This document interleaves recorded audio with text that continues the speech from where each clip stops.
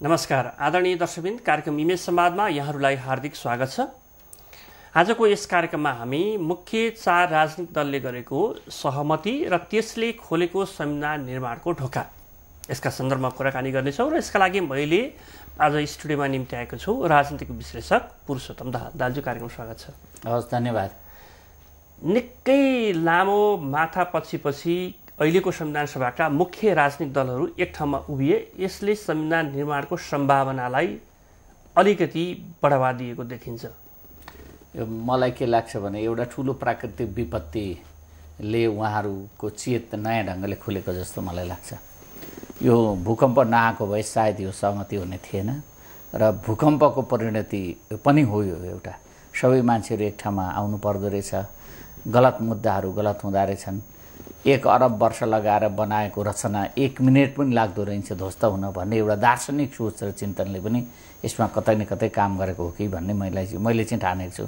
वास्तवमा त्यो मान्छेलाई मन परिवर्तन गर्नको निम्ति यस्ता प्राकृतिक विपत्तिहरूले ठुलो मद्दत गर्छन् भन्छन्।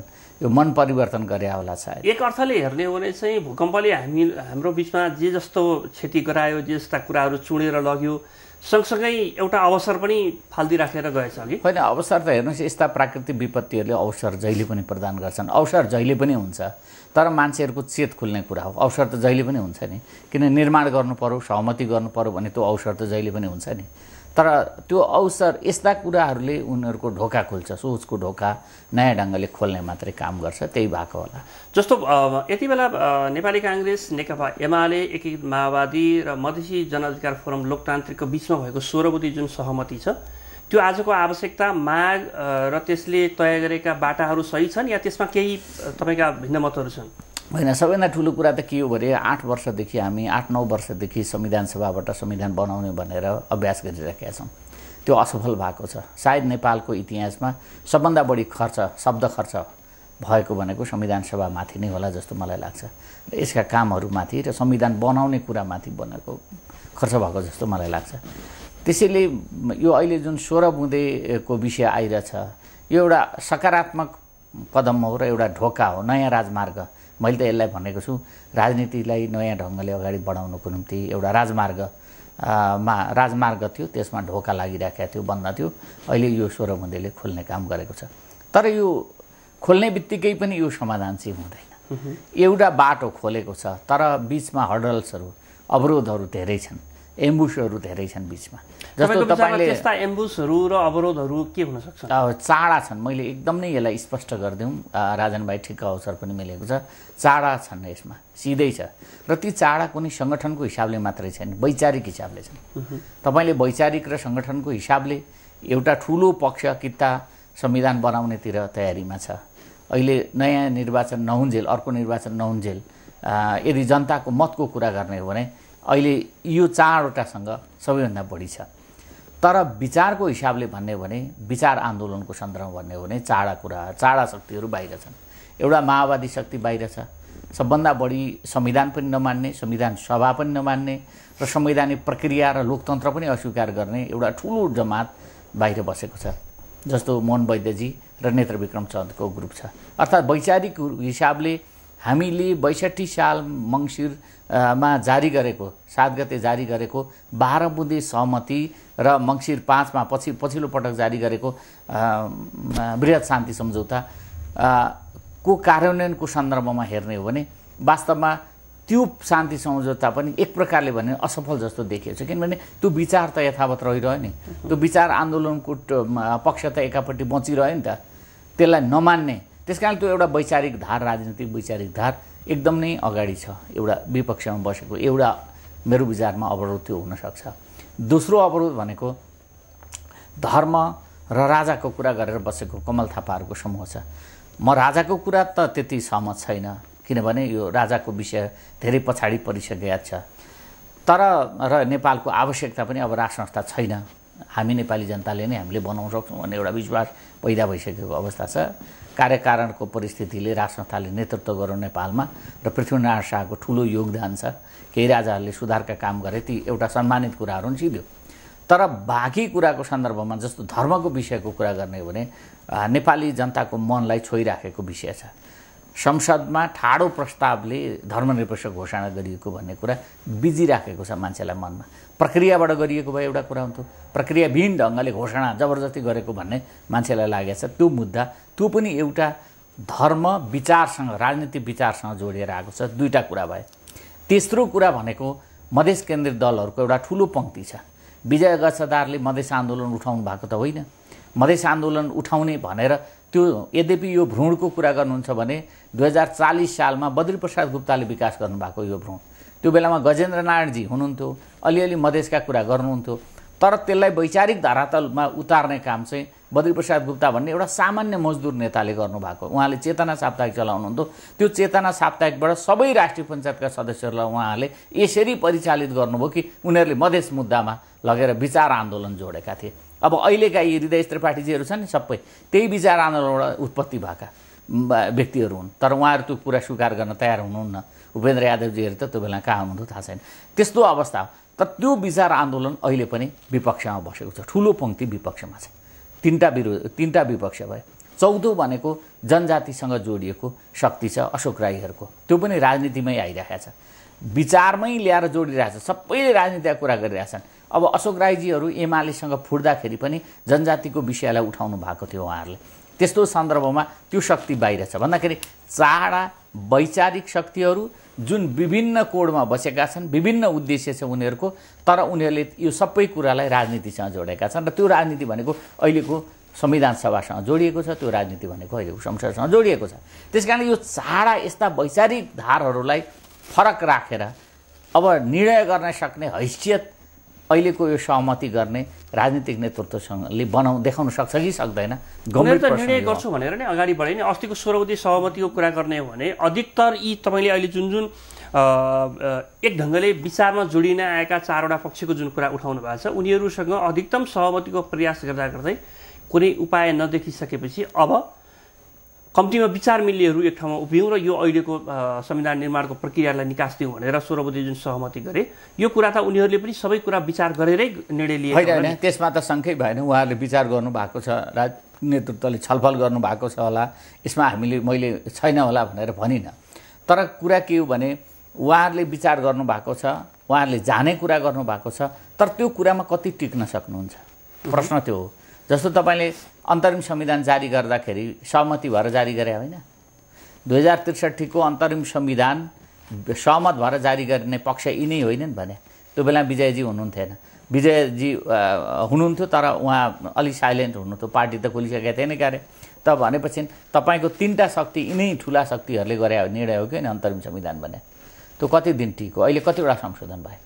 त्यो संशोधन त्यो बेलामा गर्ने जुन प्रक्रिया बस्यो त्यसले अहिलेको सारा राजनीतिलाई के गर्यो? सबै गिजोल्ने काम गर्यो। दाजु जस्तो तपाईँले त्यसकारणले अहिले उहाँहरू यो 16 बुँदामा टिक्नुहुन्छ र त्यसलाई टिकाउने सामर्थ्य राख्नुहुन्छ भन्ने प्रश्न त यथावत छ नि त। भनेको यो विगतले गर्दाखेरि उहाँहरूको त्यो नियत सफा रहेछ भने पनि आशंका गर्ने ठाउँ चाहिँ होइन। उहाँहरूको सामर्थ्य, म सामर्थ्यमा प्रश्न गरिरहेको छु। उहाँहरूको निर्णय गर्ने क्षमता र सामर्थ्य र त्यसमा टिकिरहने सामर्थ्य, मैले यो प्रश्न बारम्बार नेपालको राजनीतिमा उठाइदिएको छु। यदि उहाँहरूले यो सामर्थ्य यसपटक देखाउन सक्नुभयो भने अहिलेको संविधान निर्माणको मुद्दाले टुङ्गो पाउनेछ?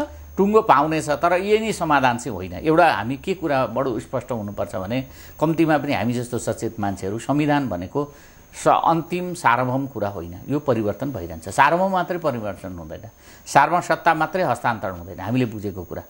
त जनताको स्वतन्त्रताको अधिकार, जुन निर्णायक क्षमता हुन्छ जनताको, त्यो मात्रै हस्तान्तरण हुँदैन। बाँकी कुरा संविधान भनेको कुरा त हामीले लेखेका कुरा न हो, यसमा संशोधन हुनसक्छ, भोलि आवश्यकता अनुसार परिवर्तन हुँदै जान सक्छ, यही नै अन्तिम सत्य हुँदैन। म अलिकति तपाईँले अघि उठाउनु भएको 4वटा जुन पक्षको कुरा गर्दै हुनुहुन्छ त्यसमा अलिकति प्रवेश गर्न चाहन्छु। जस्तो 16 बुँदे सहमति गर्ने 4 राजनीतिक दलले त्यो 4 पक्षीय जुन आवाज छ त्यो आवाजलाई अझै यसमा समावेश गरेर संविधानलाई अन्तिम रूप दिन सक्ने सम्भावना प्रशस्त तपाईँ देखिरहनुहुन्छ या यो ढोका अब बन्द भइसकेको छ? होइन, अब यस्तो हुन्छ, राजनीतिमा ढोका बन्द पनि हुँदैन, खुल्दा पनि खुल्दैन, दुईटै कुरा हुन्छ। राजनीतिमा के हुन्छ भने तपाईँले कसैले केही भन्नु पनि इस्पात जस्तो ढोका लागि पनि राखेका देख्नुहुन्छ अनि त्यो ढोका तपाईँलाई आवश्यकता भने मुलायम जस्तो नौनी घिउ जस्तो पहिला पनि देख्नुहुन्छ त्यही ढोकाहरू एकैछिन अगाडि तपाईँ छाम्नुहोस् इस्पात जस्तो हुन्छ एकछिन पछाडि 1 मिनट पछाडि छाम्नुहोस् त्यो कोमल नौनी जस्तो भएर बस्या हुन्छ त्यो ढोका त्यस कारणले राजनीतिमा यस्ता कुराहरूलाई हामीले कहिल्यै पनि के भन्न सक्दैनौँ भने यो हुँदैन पनि भन्न सक्दैनौँ भन्नु हुँदैन पनि र हुन्छ भन्न पनि हुँदैन त्यसका सम्भावनाहरू जतिखेर पनि रहन्छ त्यो सम्भावनाहरू तर त्यसको तर्कसङ्गत सम्भावना खोज्नुपर्छ मुडे बलले सम्भावना खोजेर त हुँदैन नि त्यो हिसाबले हेर्ने हो भने यी 4वटा जुन मुद्दा उठाएर अहिले संविधान सभा भित्र रहेर पनि विमति गर्ने र संविधान सभाभित्र रहँदै नरहेका शक्तिहरूलाई संविधानमा जोड्न सक्ने सम्भावना अझै जीवित छ होइन त्यो संविधान सभामा जोड्न सक्ने सम्भावना त मेरो बुझाइमा छैन संविधान सभामा जोड्ने कुरा त अब बाहिर गएकाहरूलाई ल्याउने कुरा त भएन होला संविधानका सन्दर्भमा न्यूनतम असहमतिमा त ल्याउन सकिन्छ नि जस्तो असहमतिको जुन लम्बाइ छ चौडाइ छ त्यसलाई घटाउँदै न्यूनतममा झार्न सक्यो भने जस्तो माओवादीले आफैले आफ्ना केही कन्डिसन्सहरू राखेका छ 16 बुँदेमा आफ्ना केही शर्तहरू त फरक राखेका छ नि त 16 बुँदेमा हस्ताक्षर पनि गरेका छ यो चाहिँ 48 सालमा मदन भण्डारीहरूले गरे जस्तो भयो आलोचनात्मक समर्थन भनेर त्यो बेलाको संविधानलाई उहाँहरूले गर्नुभएको थियो समर्थन पनि गर्नुभयो तर आफ्नो असहमतिलाई त्यसमा रेकर्ड पनि गर्नुभयो ठिक त्यही प्रक्रियामा अहिले माओवादी प्रवेश गरेका छ अर्थात् 48 सालमा एमाले जे निर्णय निष्कर्ष निकाल्यो त्यो बेलाको संविधानमा ठिक अहिले उनीहरूले त्यही बाटो अख्तियार गरेका छन् आफ्ना कुराहरू पनि रेकर्ड गरेका छन् भनेको मतलब त जस्तो भोलि यहाँ असहमतिका धेरैवटा मुद्दाहरू रहेछन् हुन सक्ने रहेछन् तिनीहरूलाई सम्बोधन गर्ने क्रममा जो अहिले विपक्षमा देखिएको राजनीतिक धार छ राजनीतिक वैचारिक धार छ त्यसलाई समेट्न सक्ने सम्भावना चाहिँ छ तर मेरो चाहिँ बुझाइमा के हो भने ती शक्तिहरू समेट्नको निम्ति अथवा तार्किक ढङ्गले उहाँहरू उपस्थित हुनुहुन्छ कि हुनुहुन्न प्रश्न त्यो हो जस्तो समाधान भनेको त्यसरी हुने कुरा हो त्यसको लागि त दुवै पक्षले समाधान खोज्ने बाटो पहिल्याउनु कालान्तरमा हेर्नुहोस् कालान्तरमा कस्तो हुनसक्छ भन्नुहुन्छ भने सामान्यतः तपाईँ हिंसाको कुरा गर्नुहुन्छ भने नेपालको सन्दर्भमा नेगोसिएसन भएर टुङ्गियो ठिक हो हिंसाको कुरा गर्नुहुन्छ भने तपाईँ त्यही श्रीलङ्कामा हेर्नुहोस् त पुरा नेस्तनाबुद गरेर सित्यो हेर्नु है फरक हिंसा त त्यहाँ पनि अन्त्य गराए तिनीहरूले तर त्यहाँ के गरे सम्पूर्ण त्यो पुरा उन्मूलन गरेर यति ठुलो सैनिक बल प्रयोग गरेर सिधाइदियो त्यो हिंसालाई त नेपालमा के भयो सहमतिमा हिंसा टुङ्ग्यो यस्तो कुराहरू हुन्छन् नि अब कुन रूपमा जाने भन्ने कुरा चाहिँ त्यही ढङ्गले निर्णय हुन्छ त्यो बेलाको अवस्थाले निर्णय गर्छ जस्तो 16 बुँदे सहमति यति बेलाको न्यूनतम यथार्थ थियो न्यूनतम आवश्यकता थियो जसका कारण दलहरू जान बाध्य भए या अझ यसमा केही होइन बाध्यता भन्दा पनि अब यो कुरा त हिजोअस्ति गरे भए पनि हुन्थ्यो ठुलो कुरो छैन नि अहिले जे कुरामा सहमति जनाउनु भएको छ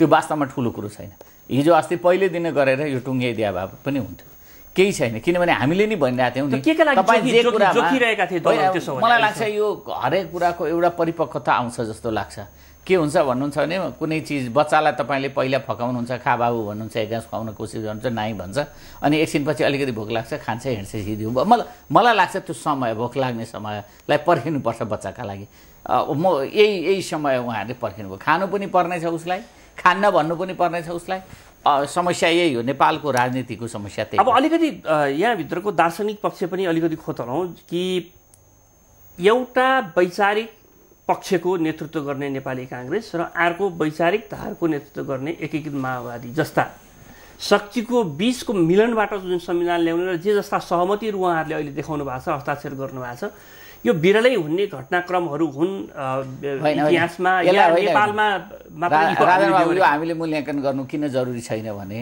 तपाईँले 2062 साल मङ्सिर 7 गते जारी भएको 12 बुँदे सहमति छ नि जुन समझदारी छ त्यो समझदारी नै ऐतिहासिक हो यो कुरा त के हो र भने यो त त्यसैको एउटा हाँगा हो एउटा शाखा हो माथि पातमा पलाएको एउटा सानो अर्को टुप्पो मात्रै हो यो केही यसको केही कुनै महत्त्व ऐतिहासिक महत्त्व केही पनि छैन यसलाई ठुलो ऐतिहासिक भनेर कतिले व्याख्या गर्नुभएको छ म हाँस्छु त्यो कुरालाई यो ऐतिहासिक महान हो भनेदेखि तपाईँले त्यो वृहत शान्ति सम्झौता चाहिँ के हो नि त्यो चाहिँ त्योभन्दा अलि मुनिको तर एउटा कोणबाट हेर्ने हो भने 12 बुँदे सहमति पछिको जति पनि यात्राहरू भए 62-63 को आन्दोलन भयो त्यसपछि नेपालमा संविधान सभा बन्यो राजतन्त्र उन्मूलनको घोषणा भयो यी सबै जति पनि उपलब्धिहरू छन् त्यसलाई दस्तावेजीकरण गरेर एउटा दिगो बाटोमा लैजाने त महत्त्वपूर्ण एउटा होइन महत्त्वपूर्ण हुनसक्छ तर होइन ऐतिहासिक चाहिँ हुन सक्दैन महत्त्वपूर्ण चाहिँ हुनसक्छ ऐतिहासिक चाहिँ हुन सक्दैन हामी बडो शब्दको दुरुपयोग गर्छौँ क्या अहिले यो राजन बाबु यो मलाई कहिलेकाहीँ बडो चित्त पनि दुख्छ राष्ट्रिय सरकार भनेर अस्ति ताका व्यापक भयो के भने राष्ट्रिय सरकार बडा दिग्गज राजनीति शास्त्रीहरूले महापण्डितहरूले पनि गफ दिनुभयो हामीले भनेको यसको आशय हो भनेर डाक्टर बाबुराम भट्टराई जस्तो मान्छेले उहाँ व्याख्या गर्नुभयो परिभाषा गर्नुभयो अरू थुप्रै दिग्गजहरू राष्ट्रिय सरकार भन्नुहुन्छ के भने त्यो राष्ट्रिय सरकार दुईटा दल थपिने बित्तिकै राष्ट्रिय सरकार हुने अनि दुईटा दल नहुँदा चाहिँ राष्ट्रिय सरकार नहुने के भने त्यो गैर राष्ट्रिय सरकार हुने त्यो भनेको चाहिँ त्यसको इमेज के त्यो शब्दले सम्बोधन गर्न खोजेको अर्थ के हामी बुझ्दैनौँ क्या यस्तो कुरा त्यस्तै गरेर यो धेरै यस्ता शब्दहरू छन् जो अत्यन्तै गलत ढङ्गले उपयोग गर्छौँ जनआन्दोलन 2 को कुरा गर्छौँ यहाँ भाग 2 बडा भाग यहाँ निवारण गर्ने पण्डितहरू हुनुहुन्छ ठुल्ठुला दार्शनिक पण्डितहरू हुनुहुन्छ के भने त्यो जनआन्दोलन भाग 2 भनेर मान्छेलाई मूर्ख बनाउने कुरा बाहेक केही हुँदैन क्या त्यस्तै गरेर मेरो बुझाइमा यो जुन ऐतिहासिक भनेर हामी भन्ने व्याख्या गर्ने कोसिस गर्दैछौँ यो पनि गलत हो यो एउटा महत्त्वपूर्ण घडी चाहिँ हो एउटा फड्को चाहिँ हो अब एउटा राम्रो महत्त्वपूर्ण फड्को भन्ने चाहिँ मेरो विश्वास छ राष्ट्रिय सहमतिको सरकार राष्ट्रिय सरकार जे जस्ता शब्दहरू यहाँ प्रयोग भएका छन् र सँगसँगै संविधान निर्माणको 16 बुँदे सहमतिको पछाडिपट्टि दलहरूले कतिपय सन्दर्भमा व्यक्त गरेको कतिपय सन्दर्भमा अव्यक्त यसको मतलब कि त्यहाँ लिखितम यी सबै कुराहरू बाहिर आएका छन् तर मान्छेले बुझ्न सक्छन् जुन सरकार निर्माण गर्ने शक्तिमा सबै पुग्नुपर्ने सरकारमा सबै पुग्नुपर्ने त्यो आवश्यकता त्यो शक्तिप्रतिको लालसाले पनि यो सहमतिमा पुर्याइदियो होइन एउटा मलाई लाग्छ एउटा परिपक्व अवस्थामा नेताहरू जान थालेका छन् जस्तो त्यो भन्दा पनि म चाहिँ अहिले यी सबै नेताहरूलाई भन्दा पनि यसपटकको यो भूमिकाको लागि प्रचण्ड पुष्पकमल दाहालको नेतृत्व उहाँको भूमिकालाई सबैभन्दा गम्भीरतापूर्वक लिनुपर्छ भन्छु म चाहिँ उहाँको भूमिका उहाँ सबैभन्दा रिस्की पोजिसनमा हुनुहुन्छ राजनीतिमा उहाँ प्रजातन्त्रकोतिर लाग्न खोज्नुहुन्छ तर उहाँको सारा स्कुलिङ के छ त्यसको खिलाफमा छ उहाँका आधाभन्दा बढी साथीहरू विपक्षमा गएका छन् हतियार उठाउने कुरा गर्छन् उसैलाई सबभन्दा बढी धम्की दिन्छन् भित्र पनि कमजोर अवस्था छैन जस्तो उहाँका प्रतिपक्षी वैचारिक धार एकदम बलिया भएर उहाँमाथि नै केन्द्रित गरिरहेछन् तर उहाँले जुन निर्णय गर्नुभयो यो गर्नुपर्छ भनेर वास्तवमा त्यो उहाँले धेरै आफूलाई चाहिँ एक प्रकारको बडो अप्ठ्यारो अवस्थामा राखेर निर्णय गर्नुभएको छ त्यो निर्णय पुग्नु भएको छ भित्र सत्ताका खेलहरू त चलिरहन्छन् नि तपाईँले राजनीति गर्ने मान्छे त खरानी सरानी घसेर तल संसदमा गएर श्रोता भएर आउनलाई त कोही गर्दैन त्यो अब कि त राजन भाइ र म जस्तो गवाडी हुनु पर्यो यहाँ बसेर गफ गर्ने होइन भने त उहाँहरूको त काम त के हो भने शासनमा जाने आफ्नो सकेको आफ्नो ढङ्गको नीति निर्माण गर्ने नसके आफ्ना कुराहरूलाई राखी छोड्ने बहसमा लाने जनतामा पुग्ने उनीहरूको काम त्यो त्यस कारणले मैले के विचार गरिराखेको छु भने सत्ताको कुरा त आफ्ना ठाउँमा छँदैछ लेनदेनका कुरा त निश्चित रूपमा हुन्छन् सत्ताको खेल भनेको त चलिरहने कुरा हो तपाईँ संसदको कुरा गर्नुहोस् अरू राजनीतिक दलको अरू राजनीति हुने बित्तिकै सत्ताको चलखेल सुरु भइहाल्छ खेल हुन्छ यसमा हामीले अन्यथा मान्नुपर्ने यसमा फोहोरी भयो कि सफा भयो कि पवित्र भयो कि भन्नुपर्ने आवश्यकतै छैन तर मैले भने यो अवस्थामा पुष्पकमल दाहाल प्रचण्डको भूमिका चाहिँ धेरै महत्त्वपूर्ण रह्यो अब यद्यपि रहन त नेकपा एमालेका अध्यक्षको पनि रह्यो म उहाँलाई पनि किन अनर गर्छु भने पुष्पकमल दाहाल र केपी ओली भनेका अहिले भनेको जहिले पनि दुईजना चाहिँ हेर्नुपर्छ भन्ने मान्छेहरू भइसकेका थिए एकले अर्कोलाई त्यो दिन के भाषणमा आउँछ भनेर मान्छेले बोलचालै बन्द हुने अवस्था आइरहेको थियो बरु त्यस अर्थमा नेपाली कङ्ग्रेसले दुईटैलाई जोड्ने काम चाहिँ गरिरहेको थियो मैले यसो हेरेँ शेरबहादुरजी पनि पुष्पकमलसँग पनि मिल्ने केपी ओलीसँग पनि मिल्ने अब सुशीलजी पनि मिल्ने दुवैसँग मिल्ने अनि यसमा अर्को पार्ट जोडेर आउनुभयो विजय गच्छदारको 65 सालमा राष्ट्रपतीय चुनावमा जुन एक महत्त्वपूर्ण र निर्णायक भूमिका विजय गच्छदारको थियो मलाई लाग्छ यसपटक त्यो भूमिका उहाँले निर्वाह गर्नुभयो यदि विजय गच्छदार पनि यसमा संलग्न नहुनु भएको भए मेरो बुझाइमा यो महत्त्वपूर्ण हुँदैन थियो यो सहमति उहाँको उपस्थितिले यसलाई महत्त्वपूर्ण गरायो त्यसको कारण के हो भने कम्तीमा पनि मधेस केन्द्रित राजनीतिक दलहरू जसले आफूलाई मधेसका मसिया ठान्छन् र मधेसको सारा ठेक्कापट्टा उनीहरूको मात्रै हो अरू कसैले बोल्न पाउँदैन भन्ने कुरा गर्छन् तिनीहरूलाई एउटा ठुलो जवाफ पनि हो विजय गच्छदार भनेको उहाँको उपस्थितिले त्यो जवाफ पनि दिएको छ त्यसकारणले उहाँले आफूलाई एउटा राष्ट्रिय राजनीतिमा एउटा अलग्गै छवि भएको बनाउनु भयो भन्ने मलाई चाहिँ यसो म यो कुरा हेरिराखेको छु नेपाली राजनीतिमा जब यस्ता कालखण्डहरू आउँछन् जब यस्ता खालका महत्त्वपूर्ण निर्णयहरू लिनुपर्ने सन्दर्भहरू जोडिएर आउँछन् त्यति बेला आम मानिसमा एउटा के पर्न थाल्छ भने यसको पछाडि कसको हात छ हाम्रा नेताहरू त आफै मिल्दैनन् अरू कसैले जोडिदिएको हुनसक्छ, पछाडिबाट कसले खेल्यो होला भन्ने आशंका हरेक पटकका यस्ता खालका महत्त्वपूर्ण घटनाक्रमहरूमा मानिसहरूले गर्ने गर्छन्। तपाईँलाई लाग्छ यसपटकको यो घटनाक्रममा पनि हाम्रा नेताहरू आफ्नै मन वचन कर्म आफ्नै ब्रह्मले सोचेर यो निर्णय पुगे या हामीलाई हाम्रा अरू छिमेकीहरूले पनि यसमा यो निर्णय गराउनको लागि अलिकति प्रेरित गराए? होइन, दुईवटा कुरा हुनसक्छ। मैले अघि प्राकृतिक विपत्तिको कुरा गरेँ, एउटा ठुलो कारण त्यो हुनसक्छ, मान्छेको मनमा नै परिवर्तन गरे हुनसक्छ। आन्तरिक रूपले नि अब भएन यो गरेर के हुँदो रहेछ र, अथवा यस्ता अडानहरूको अर्थ के हुँदो रहेछ र, हामी कति दिन अल्झिने मान्छेहरूले, दुःख त यस्तो भयानक ढङ्गले हामी पाउँदो रहेछौँ, एउटा कुरा त्यो हुनसक्छ। दोस्रो कुरा समयको माग पनि हुनसक्छ। तेस्रो कुरा अरूको सदिच्छा पनि हुनसक्छ। र मलाई लाग्छ अहिले सम्माननीय राष्ट्रपतिजीले पनि यसमा धेरै मिलेर काम गर्नुहोस् तपाईँहरू भनेर जहिले पनि हरेक पटक उहाँले त्यो कुरा भनेको कुरा हामी सुन्छौँ सार्वजनिक रूपमा। उहाँको पनि सायद उहाँले पनि घचघच्याइरहनु भएको होला अब राष्ट्र प्रमुखको हैसियतले पनि, सबै कुरा जुटेको हुनसक्छ। अहिले चाहिँ यसपटक मैले के भन्दिनँ अहिले भने जस्तो एकदम नै बाहिर कसैले प्रेरित गरेर उहाँले निर्णय गर्नुभयो होला भनेर, किन निर्णयको परिणामबाट थाहा हुन्छ कि तपाईँले निर्णयका बुँदाहरूबाट थाहा हुन्छ बाहिरको कति दबाब हो वा होइन भन्ने कुरा चाहिँ तपाईँले बुँदाहरूमा अध्ययन गर्न सक्नुहुन्छ। त्यो इस्युहरू कसरी जोडिएर आएका छन् र त्यो इस्युमा त्यो बुँदा कसरी राखिया छ भन्ने कुराबाट थाहा हुन्छ। तपाईँका नजरले ती बुँदाहरूमाथि यसपटक त्यस्तो देखिँदैन। मेरो बुझाइ, म बडो स्पष्ट छु यस मामलामा। 16 बुँदे सहमतिमा उहाँहरूका त्यस्ता कुनै यस्ता खालका बुँदाहरू प्रवेश गरेका छैनन् जो हामीले कहीँ औँलो ठडाउन सकियोस् कि बाहिरबाट अथवा अरू कसैको प्रेरणाबाट यो बने भन्ने कुरामा। अब मेरो प्रश्न यहीँनेरि मात्र एउटा के छ भने उहाँहरू त्यसमा अघि मैले सुरुमा भनेको थिएँ नि, निर्णायक ढङ्गले त्यो चाहिँ क्षमता राख्नुहुन्छ कि सक्नुहुन्छ, त्यो सामर्थ्य रहन्छ कि रहँदैन यसलाई अगाडि बढाउने, मूल कुरा त्यो हो। त्यसो भने यसलाई यसरी बुझौँ कि यो साँच्चीकै हामीहरूले आशंका गरिरहनु पर्ने हरेक पटकका निर्णयहरूमाथि हाम्रा नेताहरूलाई कसैले भनेर मात्रै निर्णयमा पुगिदिने परिस्थिति भन्दा पनि यसपटक नेताहरूले अहिलेको प्राकृतिक विपत्तिको जुन परिणाम देखे, बेहोरे, भोगे र त्यसले पनि एउटा यहाँले भनेको जस्तै कतै न कतै मन पगाल्यो होला होइन। मानिस आखिर जीवन त के रहेछ र,